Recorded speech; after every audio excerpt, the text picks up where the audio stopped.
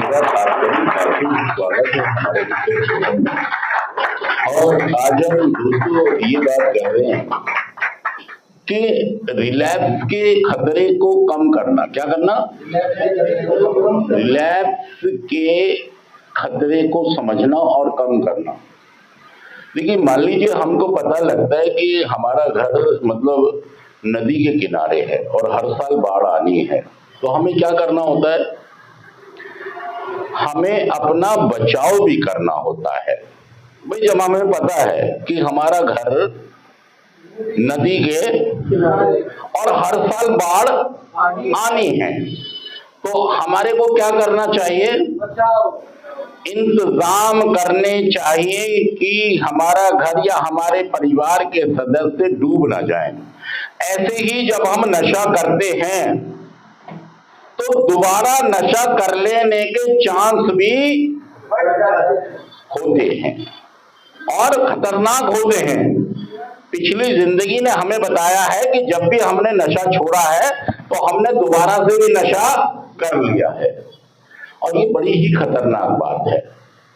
तो हमें ये समझना चाहिए कि एक चीज जो हमारे साथ बार बार हो रही है, क्या हम उससे बचने का कोई इंतजाम कर रहे हैं? मतलब हम घर से जब भी अपनी स्कूटी लेके निकल रहे हैं और आगे एक्सीडेंट मार देते हैं, तो हमें कोई समझदार कहेगा, पागल कहेगा? वो कहेगा यार इसमें कुछ ना कुछ। कभी बोलेगा जी वो स्पीड ब्रेकर आ गया था, कभी बोलेगा जी एक कार वाला आगे आ गया था, कभी बोलेगा जी बच्चों की छुट्टी हुई थी इसलिए। मतलब हर बार आपको लोग कब तक बर्दाश्त करेंगे? और वो एक दिन समझ जाएंगे कि प्रॉब्लम स्कूटी में नहीं है, प्रॉब्लम भीड़ में नहीं है, प्रॉब्लम और किसी चीज में, प्रॉब्लम इस बंदे के। मतलब आप नशा छोड़ने के बाद दोबारा जब नशा करेंगे तो लोग इस बात को समझ जाएंगे कि भाई साहब प्रॉब्लम कहीं बाहर।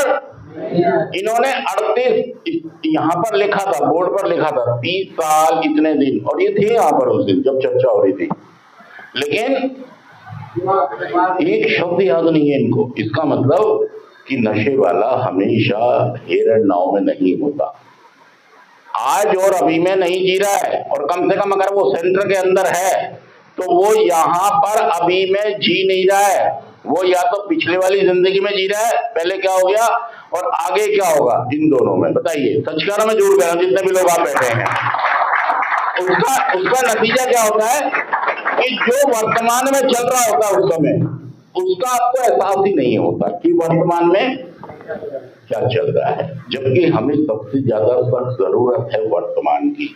तो हमें अगर रिलैक्स से बचना है, रिलैक्स मतलब दोबारा नशा नहीं करने से बचना, नहीं करने से बचना। इसके उपाय क्या है? इसके उपाय क्या हैं? इसके उपाय हैं, बहुत सारे उपाय हैं। हमारा ग्रुप है, हमारे स्पॉन्सर है, हमारे कदम है, हमारा पूरा ही प्रोग्राम उपाय है। हमारा 12 कदमों का कार्यक्रम ही इसका। लेकिन अगर हम आज बात करेंगे तो आध्यात्मिक सिद्धांतों के प्रति असहनशीलता मुझे नशे दोबारा करा सकती है। मतलब रिश्तों को ना बनाना और मजबूत ना करना। हमारे रिश्ते कैसे हो गए? आज हम दो ही बात सीखेंगे। क्या कहता है? अपने रिश्ते, रिलैप्स के जो कारण हैं जो आज हम डिस्कशन कर रहे हैं वो हम कर रहे हैं कि एक तो देखिए अपने दोस्त और परिवार से अपने रिश्तों को क्या करना है, और समाज से क्या करना है? अपने दोस्तों से, अपने परिवार से अपने रिश्तों को। ये लोग सुनाएंगे आपको, ये लोग, ये मत कहना जी इसने बनाने नहीं चाहे। फिर भी हम ये कह रहे हैं कि अगर आप रिलैप्स से बचना चाहते हैं तो हमारा 9वां कदम ये कहता है कि जहां जहां हमने जिन जिन को नुकसान पहुंचाए थे, हमने ये इच्छा बनाई कि हम उनकी क्षतिपूर्ति करेंगे। क्या किया हमने?